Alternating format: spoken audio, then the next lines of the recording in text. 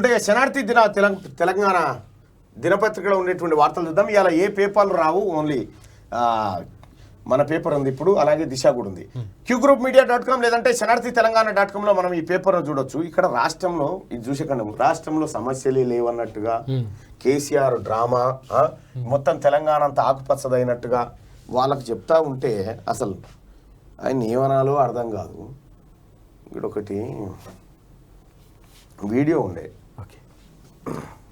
అరే ఇక్కడ ఒక వీడియో ఉండే, ఇక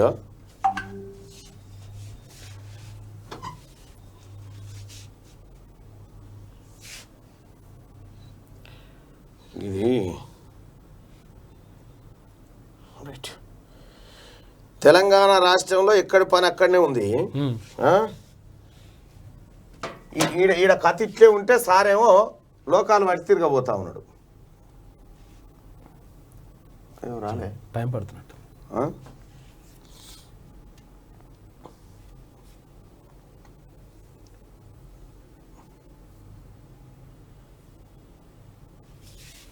చూద్దాంలే. ఓకే, రైట్గా శనార్థి తెలంగాణ qgroupmedia.com కనుక ఒకసారి తీసుకుంటే మనం అప్పుడు తెలంగాణ ఇప్పుడు దేశభక్తి అంశం ఏదైనా కల్వకుంట్ల కాందాన్ భాగే లక్ష్యం. రాష్ట్ర ఏర్పాటుకు ముందు సెంటిమెంట్తో రాజకీయం, తెలంగాణ వచ్చాక అమరులను విస్మరించిన వైనం. ఇప్పుడు పొలిటికల్ మైలేజీ కోసం తెర మీదకు గాల్వాన్ ఘటన. అమర జవాన్ ఫ్యామిలీస్ కు ఆర్థిక సాయం పేరుతో కొత్త ఎత్తుగడ. ₹5 లక్షల సహాయం చేసి పబ్లిసిటీ చేసుకునే స్కెచ్. లింగం మీద తేలులా మారిన పోషెట్టి వ్యవహారం. కొట్టి చంపలేం, అలాగని ప్రేమతో మొక్కలేం. తేలినా అదేగా, లింగం మీద తేలుంటది. తేలు కొడదామంటే లింగానికి వచ్చినట్టు, మొక్కుదామంటేనో తేలు కరుస్తుంది. ఇగో ఈ బాధ. విషపు పురుగు పుట్టలో ఉంటే బయటకు గుంజి చంపగలం, అదే పురుగు దైవ సన్నిధిలో ఉంటే మాత్రం 2 చేతులు జోడించి మొక్కుతుంటాం. ఇప్పుడు మన పోషెట్టి విషయంలోనూ ఇదే జరుగుతోంది. విషపు పురుగు లాంటి మన చంద్రికాక ఏదో ఒక దైవ సన్నిధి లాంటి అంశాన్ని ఎత్తుకొని సేఫ్ సైడ్లో ఉంటున్నారు. ప్రత్యేక రాష్ట్ర ఏర్పాటు ఎజెండాగా 2001లో పోషెట్టి పార్టీ పెట్టిన కాడు నుంచి ఉమ్మడి ఏపీలోని రాజకీయ ఉద్దండుల నుంచి పోషెట్టికి ప్రమాదం ముంచుకొచ్చినప్పుడల్లా తెలంగాణ ఉద్యమాన్ని రగల్చే ప్రయత్నం చేసేవాడు. అప్పట్లో టీడీపీ అధినేత చంద్రబాబు వినకున్నా దివంగత నేత వైఎస్ రాజశేఖర రెడ్డి దూకుడు స్వభావం ప్రదర్శించిన తెలంగాణకే ఎక్కడ లేని అన్యాయం జరుగుతుందనే కోణంలో అంశాన్ని రంగరించి కాచి వడబోసేటోడు తన వ్యక్తిగత విషయాలకు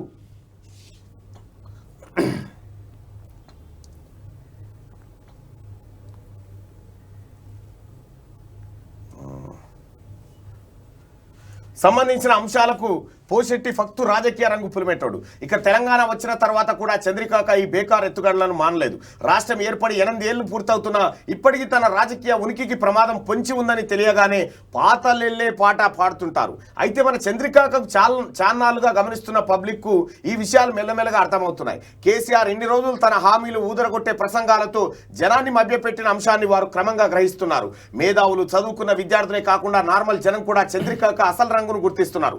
విషపు పురుగు లాంటి కేసీఆర్ ఒక విధంగా ఇన్ని రోజులు తెలంగాణ అనే లింగం వంటి దైవ సన్నిధిలో ఉండడంతో ఆయనను ఎవరేం చేయలేకపోయారు. అయితే ఇప్పుడు ఆయన దైవభక్తిపై క్లారిటీ వచ్చాక మళ్ళీ తెలంగాణ పేరు చెప్పి రాజకీయాలు చేయాలని చూస్తే పబ్లిక్ మండిపడే పరిస్థితులు ఏర్పడ్డాయి. తెలంగాణ ఉద్యమం పేరుతో పార్టీ పెట్టి తన కాందాన్ను ఏ మేరకు డెవలప్ చేసుకున్నారనే దానిపై జనానికి పూర్తి పిక్చర్ వచ్చేసింది.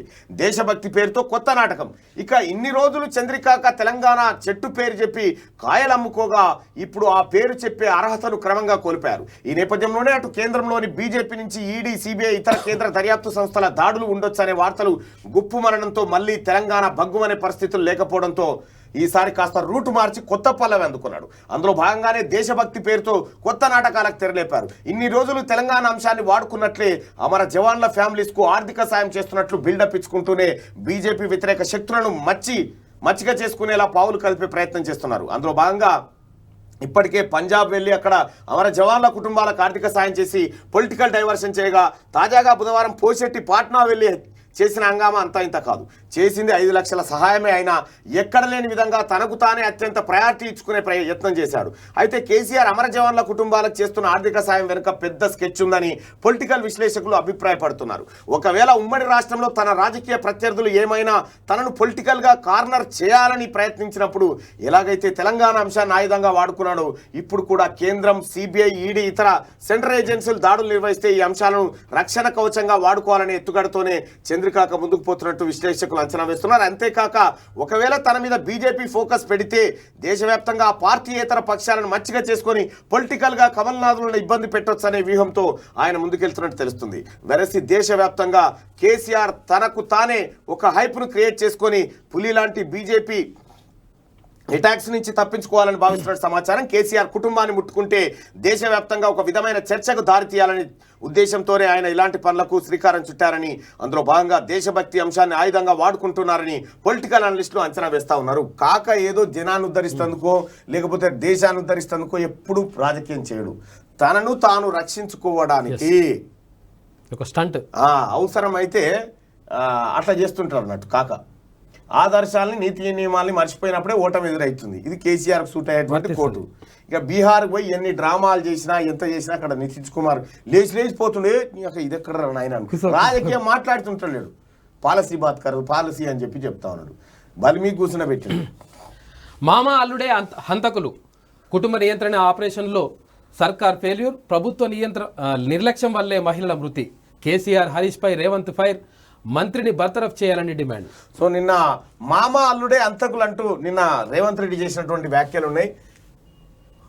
వాస్తవానికి నిన్న ఇబ్రాహీంపట్నం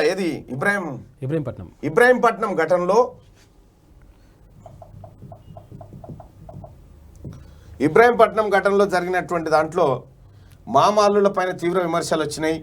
ఇది వాస్తవానికి కేసీఆర్, కేటీఆర్ ఖాతాలో జమ చేయాల్సినటువంటి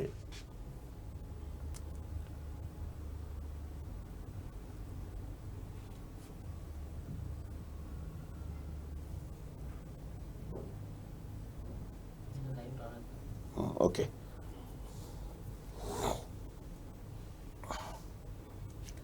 నిన్న రేవంత్ రెడ్డి మాట్లాడినటువంటి మాట అదిగా.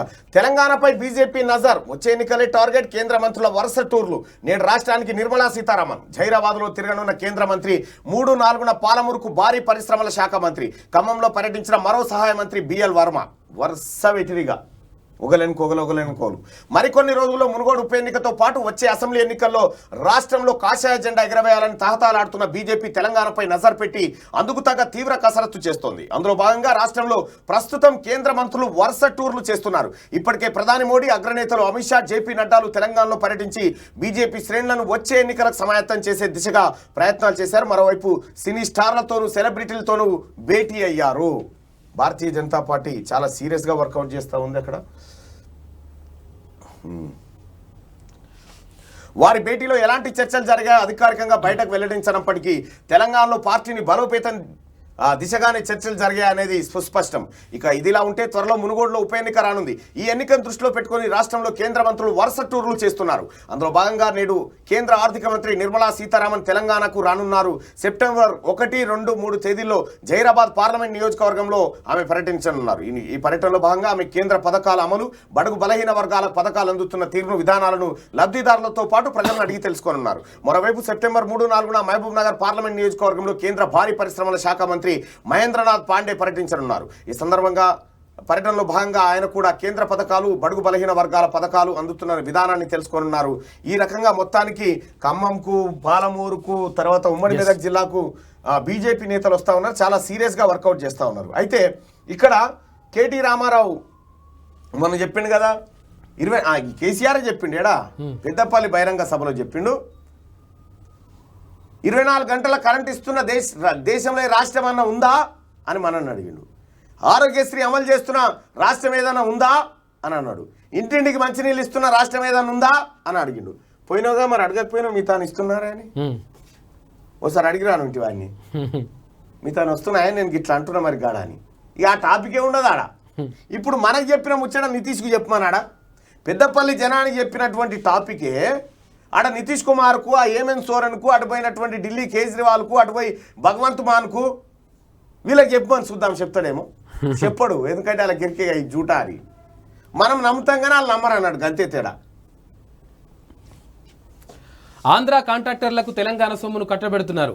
కేసీఆర్ సర్కార్పై వైఎస్ షర్మిల తీవ్ర విమర్శలు. దళిత ముఖ్యమంత్రి అని కేసీఆర్ దగా చేసిండు. ఉమ్మడి పాలమూరు జిల్లాలో షర్మిల పాదయాత్ర. ఆంధ్ర కాంట్రాక్టర్లకు తెలంగాణ సొమ్మును కట్టబెడుతున్నారు ఎవరు? తెలంగాణ. ఏది? ముఖ్యమంత్రి కేసీఆర్. ఇప్పుడు తమరేమంటున్నారు? ఆంధ్ర కాంట్రాక్టర్లకు సొమ్ము కట్టబెట్టేటువంటి ఆ పదవి ఏదైతే ఉందో అది నాకేమని అడుగుతున్నావు, అంతే కదా. నేను ఇక ఆమె ఒకసారి ట్విట్టర్లో చూపిస్తా.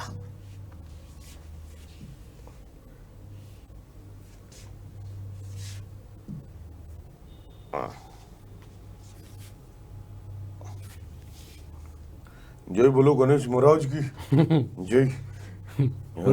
ఒట్లు కొరే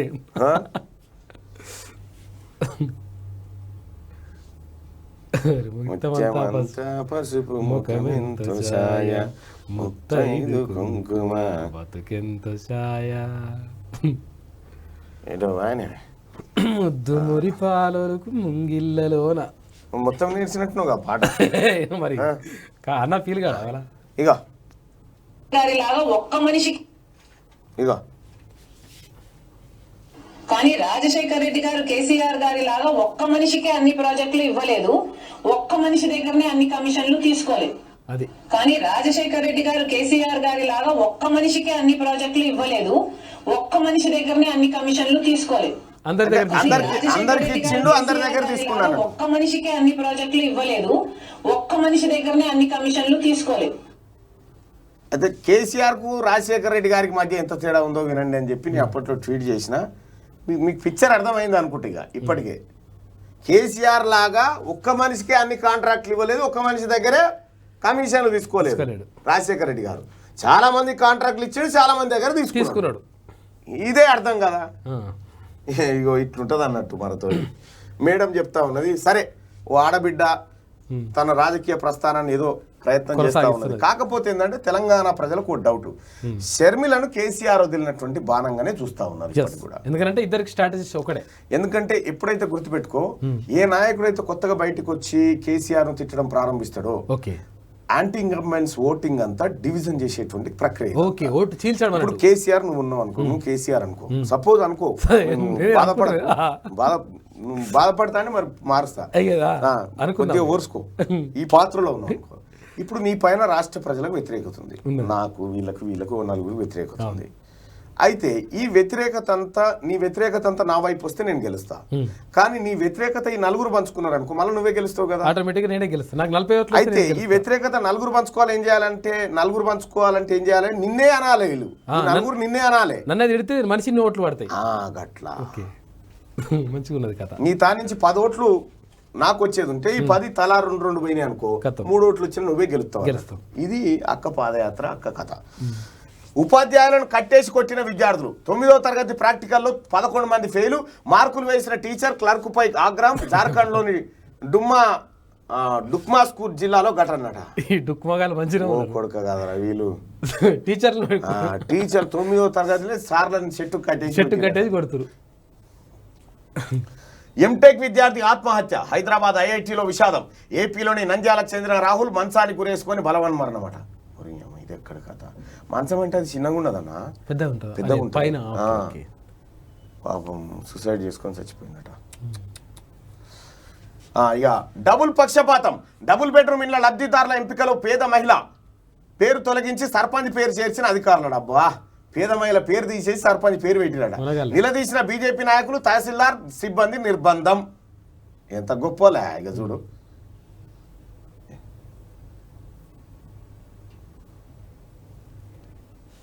ఏడుందన్న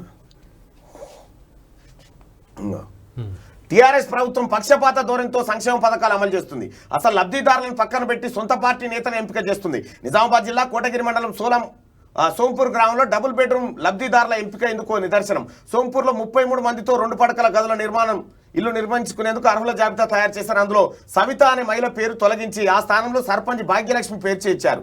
దీన్ని నిరసిస్తూ స్థానిక బీజేపీ నేతలు గ్రామస్తులు ఆందోళనకు దిగారు. సవితకు ఎకరమే పొలం ఉందని ఆమె పేరు తొలగించి సర్పంచ్ పేరు చేర్చేందుకు ఎంత డబ్బులు తీసుకున్నారని అధికారులు నిలదీశారు. జాబితాలో చాలా మందికి అంతకంటే ఎక్కువ ఆస్తి ఉన్న వారి పేర్లు ఎందుకు తొలగించలేదని ప్రశ్నించారు. ఇక అంతేరా ఆయన కేసీఆర్ ఏం చేస్తాడంటే సరిపడా బువ్వ పెట్టాడు. ముగ్గురికి సరిపడా ముగ్గురు ఉంటే ఒక్కరికి బువ్వ తెస్తాడు. ముగ్గురు కొట్టుకోవాలి. ఇక నాకు నీకు నాకు ముగ్గురికి ఎందుకు పెడతలేవురా అని అడిగేటోడు లేడు. ముగ్గురు పెడతా అన్నావు కదా, షాట్ల తవుడు పోసి ఇక పంపిండు అనుకుంటా నాకు తెలిసి పంపి చేయొచ్చు జరా అది అది కదా యానిమల్స్ కదా మళ్ళీ ఏమైనా ప్రాబ్లం అవుతుంది అందుకని కరెక్టే. ఓ కుక్క ఓ పెట్ వచ్చి ఏం చేస్తుంది అంటే దానికి పెట్టిన ఆహారాన్ని తింటుంటది. ఇంకో కుక్క వచ్చి ఈ తినేదానితో కొట్లాడకు దిగుతుంది. కొట్లాడకు దిగితే ఈ రెండు కొట్లాడుకుంటుంటే మూడో కుక్క వచ్చి అది తినిపోతుంది. అది దాని అయ్యో చూడుగా ఓ నాయన ఇగో పాండు పాండు పాండు గణపతి విగ్రహం పక్కపోయి పాండు లేడా పాండు బొమ్మ ఇగో కాదు ఆగో ఇక చూసుకో కాక గణపతికి కేసీఆర్ సేమ్ కుర్చీ. ఆయన దీవనార్తి పెడుతుండే ఈయన దండం పెడుతుండే. అంటే ఈ దండం పానగండం ఆ దీవనార్తి ఏమో అక్కడికి వస్తుంది. ఇట్లా మంచిగా ఆరాంసే కూర్చున్నట్టు కాక చూసుకో ఎట్లా ఉందో ఇట్లా మోపోయారు.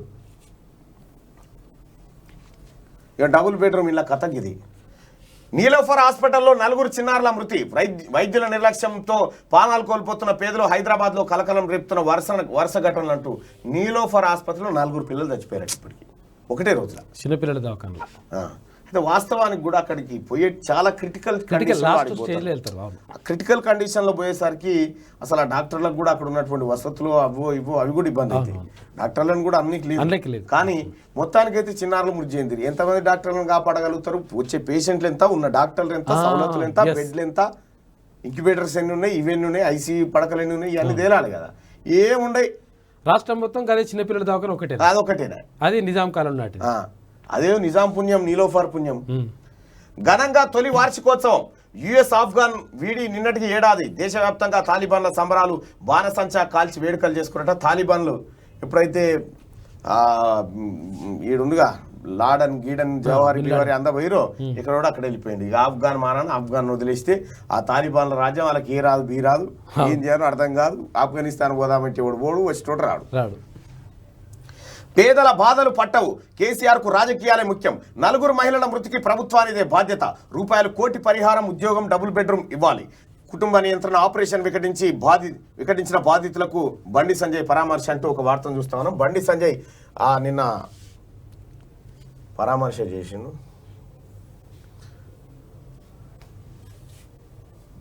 కుటుంబ నియంత్రణ ఆపరేషన్లు వికటించినటువంటి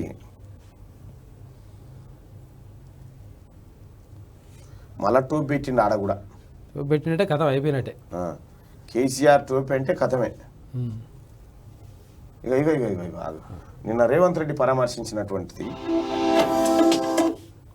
రేవంత్ రెడ్డి నిన్న అపోలో హాస్పిటల్లో వాళ్ళని పరామర్శించినటువంటి వీడియోని చూడొచ్చు మనం ఇక్కడ.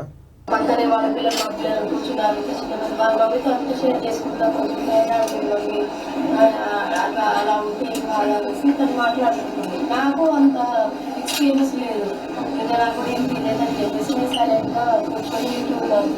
నేను నాకు లేదు కాబట్టి అన్నీ ఉండాలి కదా అని ఒకరికొకరు అలా చెప్పేసి నేను ఇలా అయితే నేను మధ్యమంటే తెలియదు.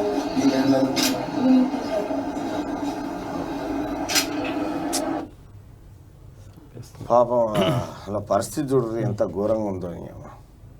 అపోలో ఆసుపత్రి నుంచి బండి సంజయ్ ఏడుస్తున్నారు.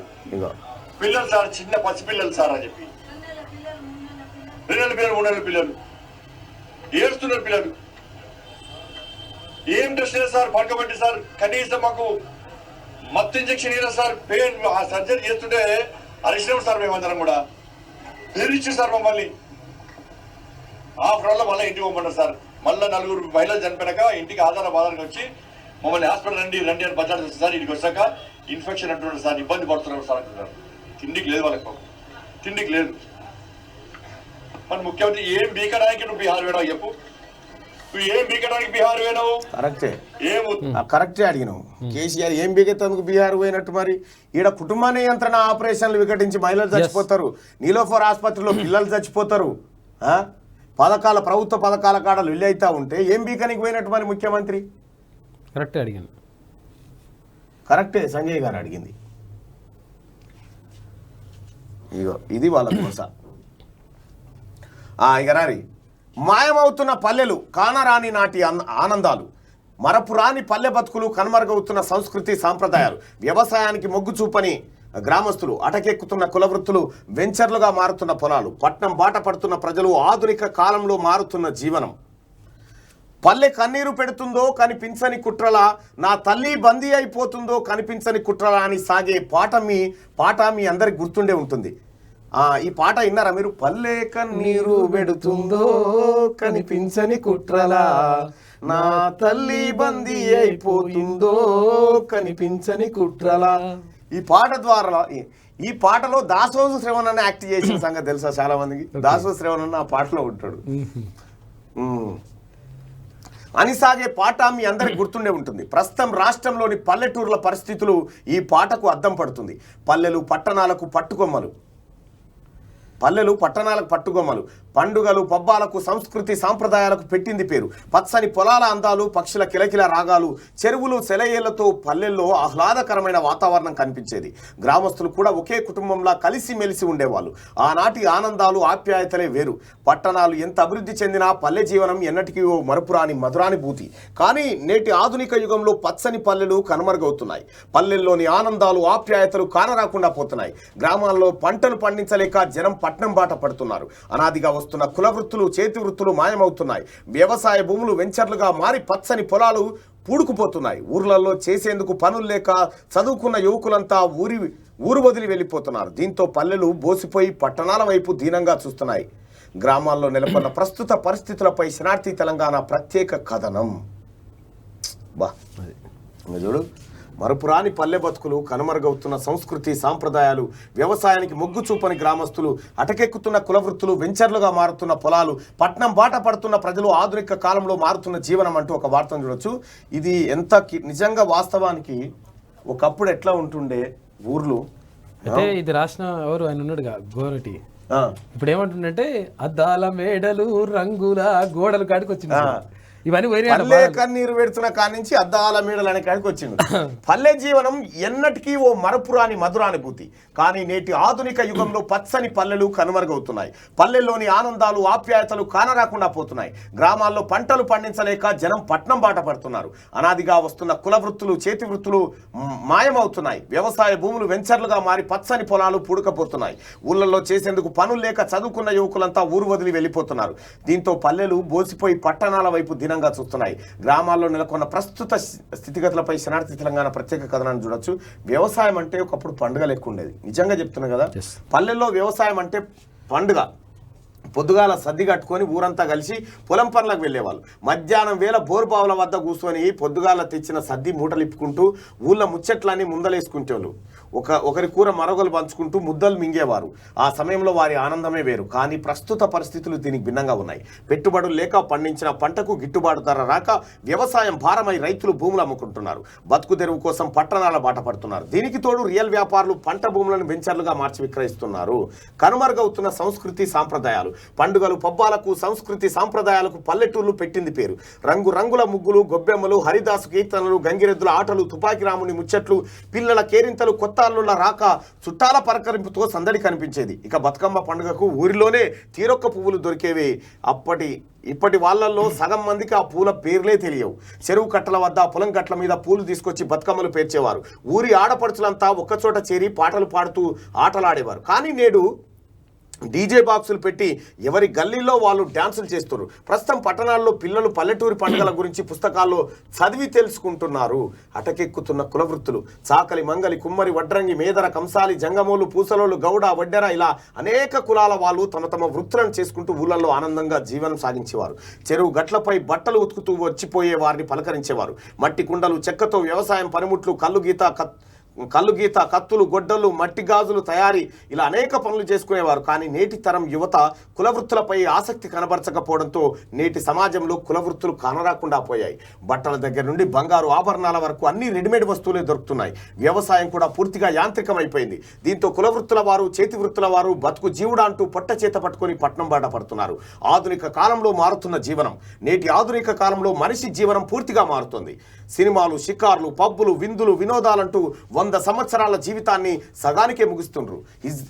పిజ్జాలు, బర్గర్లు అంటూ పల్లెటూరి వంటకాలు గురించే తెలుసుకోవడం లేదు. చాలా మందికి రాగి జావా, జొన్న సంకటి ఏంటో కూడా తెలియదు. పల్లెలో బతుకులు భారమై గ్రామస్తులు ఊరు విడిచి వెళ్ళిపోతున్నారు. దీంతో పల్లెలు కలతప్పి బోసిపోతున్నాయి. కానీ బతుకు తెరువు కోసం పల్లెను వదిలి పట్నం వెళ్ళిన పల్లె జీవనం మాత్రం ఓ మధురానుభూతి అని చెప్పి, వాస్తవానికి పల్లెల గురించి మాట్లాడుకోవాలంటే పల్లెలు ఒకప్పుడు మా నాన్న వ్యవసాయం చేసేటోడు, మా తాతలు చేసిర్రు, మా కాకలు చేసిర్రు, అందరు వ్యవసాయం చేసేటోళ్ళు.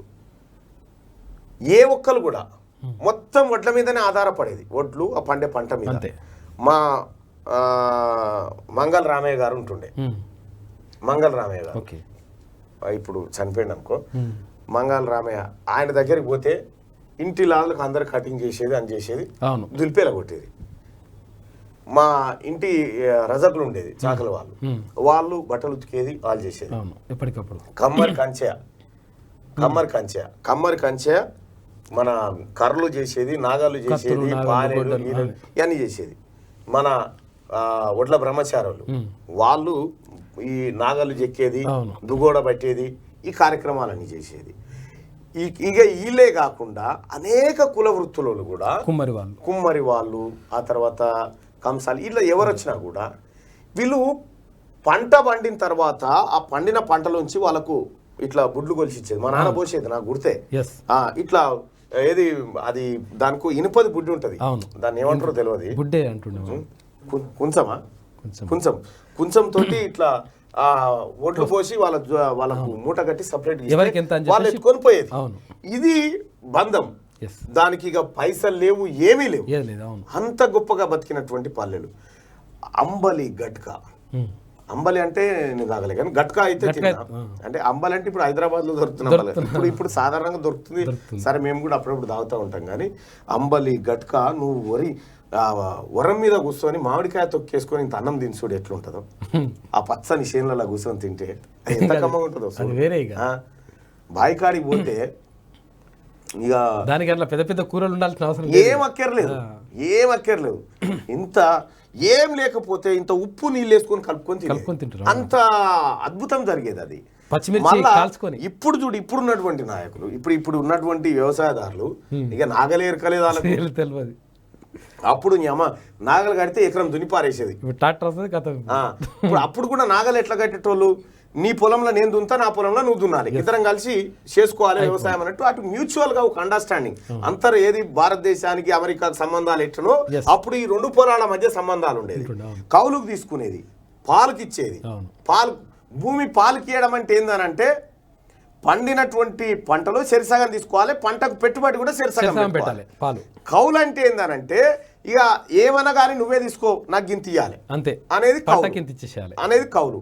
ఇక ముదురు దియబోతా ఉంటే, నేను మా ఊరి కట్టని చెప్తా ఉన్నా, ముదురు దియబోతా ఉంటే చాలా మంది మా చిన్నమ్మలు, మా తర్వాత బండకాడి శాంతమ్మ పెద్దమ్మ, ఆ తర్వాత పాముల రాములక్క, ఆ తర్వాత గడ్డ మీద సత్తక్క, వీళ్ళందరూ కలిసి గుంపుగా పోయేది. గుంపుగా పోయి ముదురు తీసేది, పాటలు పాడుకుంటా, అన్ని చేసుకుంటా. వీళ్ళంతా ఒక గొప్ప వ్యవసాయ అనుభూతిని పొందినటువంటి మర్చిపోవడానికి అన్నీ చేసిరు. అప్పుడు ఆ కాలంలో ఊర్లలో ఆ పల్లె శుద్ధులు అని, ఆ తర్వాత వీధి నాటకాలు ఇవన్నీ ఉంటుండే. ఇంకా గ్రామాల్లో రాత్రిపూట బడి అని ఉంటుండే. మీకు ఎరికైనా రాత్రిపూట బడి ఎంతమంది తెలిసిపోయి? రాత్రిపూట బడి మీ అంటే మీకు చాలా మందికి తెలిసే ఉంటది. రాత్రిపూట బడి మీకు ఏమన్నా తెలుసా? చదువు వెలుగు. చదువే మనిషికి జీవమురా, చదువే మనిషికి జ్ఞానమురా, చదువుకోవడం కష్టం కాదు, చదువు అంటే మనకి ఇష్టం ఉంటే అని.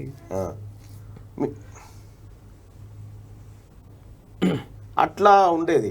జ్ఞానోదయ జయపతాక ఎగురుతుంది. కచ్చీర్ కాడ పెట్టేది. ఓ ఎల్లన్న మల్లన్న అని చెప్పి ఆ గొల్ల సుద్దులు ఇటువంటి అన్ని బుర్రకథలు. రాత్రిపూట బడి పెట్టేదన్న. రాత్రిపూట బడి ఎడ మన పద్మశాలలో ఇంట్లో ఉండేది బడి. ఆ బడికి అందరు పోదు ఇట్లా కొంగులు కప్పుకొని సాటు కూర్చొని రాసుకొని పోతుండే పెద్దోళ్ళు. వాళ్ళు పలక పట్టాలి.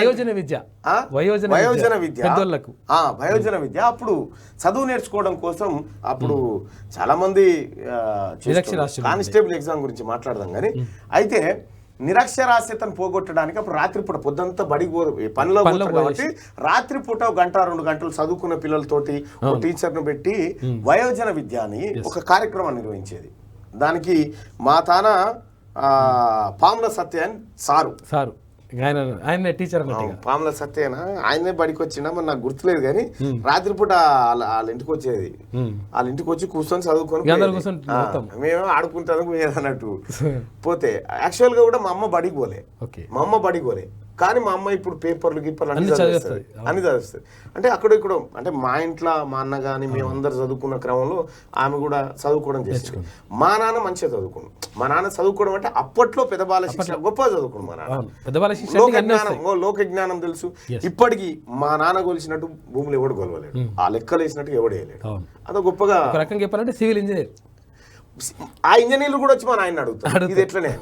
అంటే అప్పుడు చదివిన చదువు అప్పుడు చేసినటువంటి ఫలితం అది దక్కింది. అప్పుడు సార్ల కట్ల భయం ఉండే, చదువు కట్ల భయం ఉండే, వ్యవహారం. ఈ పల్లెలు ఎటు పోయినా అర్థం కాదు. సంక్రాంతి పండుగ ఒక పట్టణంలో పనిచేసేటోడు సంక్రాంతి పండుగ కూరి పోయిందంటే పెద్ద సంతోషం. ఊరినంతా పలకరిచ్చేది. ఇవాళ వచ్చినంటే ఆ ఇంట్లో దొరికితే మళ్ళీ నటే మళ్ళీ వచ్చులేదు పోవుడులేదా. ఆ ప్రేమ ఆప్యాయతలు ఎటు పోయినా తెలియదు. పండుగ అంటే ప్రత్యేక వంటలు. మా ఊళ్ళే కల్లడ్డలు ఉండేటి. పనగట్ల కల్లడ్డ ఒకటి, గడ మీద కల్లడ్డ ఒకటి. ఈ పేరారం కేని మీ మండలమేగా పేరారం కేని కళ్ళు కొట్టుకొచ్చేది. అయితే అప్పుడప్పుడు బండగాడి శాంతమ్మ పెద్ద ఏం చేసేదంటే ఆమె కొడుకులు లేరు, నన్ను తోలేదు కళ్ళు తెప్పు అంటే ఆ పేర కట్టుకొని సైకిల్ మీద పోయి ఆ పేరారం కాడ కళ్ళు కట్టుకొచ్చి పెద్దమ్మ తెచ్చిపోయేది. అంటే ఎప్పుడన్నా సెలవు దినం ఉంటే ఇట్లా చాలా చాలా సార దుకాణాలు కూడా ఉండే. అప్పుడు సార ప్యాకెట్లు ఉండేవి, ఇంత ప్యాకెట్లు ప్రసాద్ అని రాస్తుండే. ప్రభుత్వ సారాయి దుకాణం అని అరక్ కాంట్రాక్టర్స్ అంటారు. అవి బట్టేది ఎవరు మన డికేఆర్ వాళ్ళ భర్త భరసింహారెడ్డి ఉండు కదా, ఆయన కాంట్రాక్టర్ ఇక్కడ దాకా. ఇదంతా కాంట్రాక్టర్. ప్యాకెట్లు ఇవన్నీ ఉంటుండే. ఎటు పోయినాయి ఏం కథ పల్లెలు ఎటో పోయినాయి. ఇట్లా చెప్పుకుంటా పోతే నేటి మాట. మొన్న అప్పుల బాధతో రైతు ఆత్మహత్య, నిన్న మధ్యాహ్నం భోజనం తినే అస్వస్థతతో విద్యార్థి మృతి, అంతకుముందు ఉద్యోగాల కోసం నిరుద్యోగుల సూసైడ్లు, ఇవాళ కుటుంబ నియంత్రణ ఆపరేషన్ వికటించి పానం కోల్పోయిన తల్లులు. ఇలా నిత్యం ఏదో దగ్గర ఇలాంటి వార్తలను ప్రతిరోజు చూస్తూనే ఉన్నాం. ఎన్నికల్లో హామీలు ప్రకటించి అవి అమలు చేయనందుకు రాజకీయ నాయకుల బలవన్మరణం అని ఏనాడైనా విన్నామా? కరెక్టే కదా. మస్తు ఖతర్నాక్ క్వశ్చన్ అది. ఓట్లేసిన ప్రజలేమో శ్మశాన వాటికల క్యూలు కట్టబట్టిరి, ఓట్లు వేయించుకున్న నాయకులేమో అంతస్తుల మీద అంతస్తులు నిర్మించుకోబడితిరి. రాజకీయాలంటే ప్రజలకు సేవ చేద్దామనే కదా నాయకులుగా అవతారం ఎత్తింది. మరి అలాంటప్పుడు కొంచెమైనా జాలి లేని మీరు ఇంకా రాజకీయాల్లో కొనసాగే అర్హత ఉందా? ఆలోచించండి. ఇప్పటికైనా ఈ సమాజమే ఓ కుటుంబం అని భావించండి. అందరికీ సేవ చేసుకునే అవకాశాన్ని విస్మరించకండి. ఎందుకు నాయకులారా మానవత్వాన్ని మర్చిపోయి మీరు మనుషులని చెప్పుకుంటూ ఇంకా మా భూమి మీద తిరుగుతున్నారని చెప్పి చెప్పుతూనే వచ్చినట్టు దుప్పట్ల చెప్పి పెట్టుకొచ్చినట్టు. కట్టేది హాస్పిటల్, పర్మిషన్ ఇంకోటి. అక్రమ నిర్మాణాల వెనుక భారీ అవినీతి, లక్షల్లో ప్రభుత్వానికి పన్ను ఎగవేత, దర్జాగా కమిషన్లు దండుకుంటున్న వైనం. LB Nagar east zone circle 3లో అక్రమ నిర్మాణాల జోరు అంటూ ఒక వార్తను చూస్తా ఉన్నాం. ఎక్కడ చూసినా ఇక మీకు అల్వాల్ పరిధిలో ఒక అక్రమ నిర్మాణం, ఒక కథ మీకు చెప్తా త్వరలో. అయింది, రెడీ అయింది.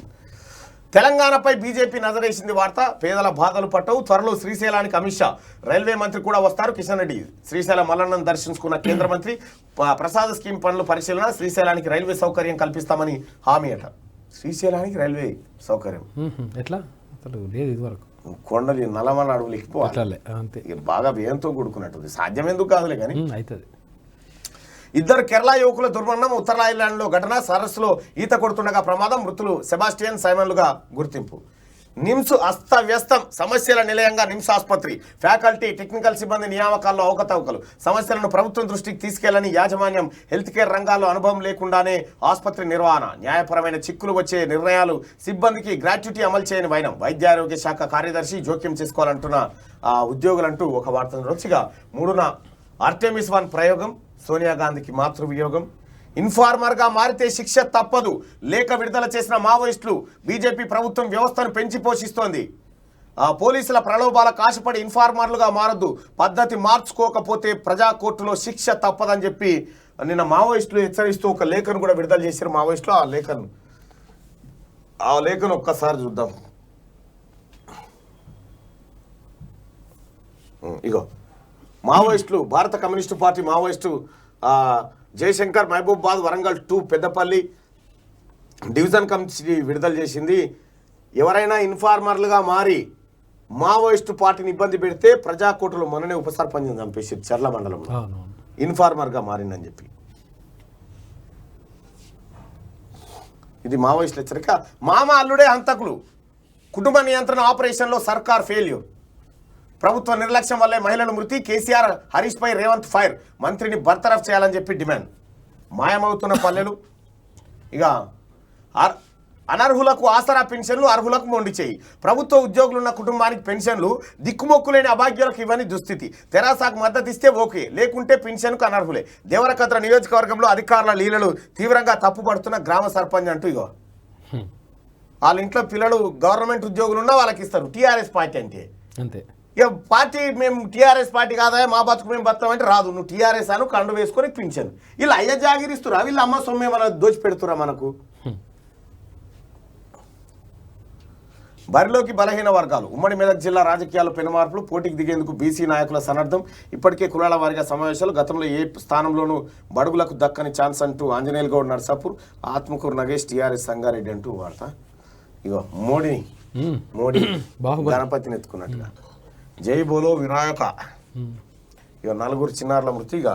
బుధవారం వినాయక చవితిని పురస్కరించుకొని దేశవ్యాప్తంగా బొజ్జగన పేలు కొలువు తీరిన రాష్ట్రంలో విభిన్న ఆకృతులు, రంగురంగుల్లో ముస్తాబైన వినాయకుడు ప్రతిమలు ఇక్కడ చూడొచ్చు. ఎట్లా ఉన్నాయి చూడండి వినాయకులు. ఇది ఖైరతాబాద్ వినాయకుడా? ఖైరతాబాద్ కాదు, అదేనా? నిన్న మనం బోతింగా వినాయకుడా భలే ఉందా? ఏడుంది అది?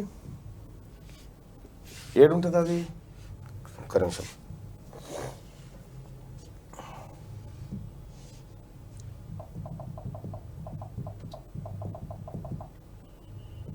ఇది యూట్యూబ్లో పెట్టినది.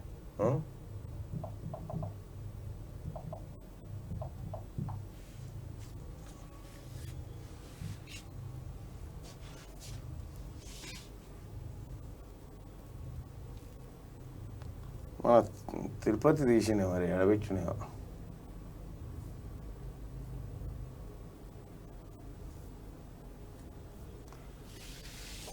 ఎటుపోయిందలే. నిన్న గీడ నాగోల్ దగ్గరికి పోయి ఇంటిని.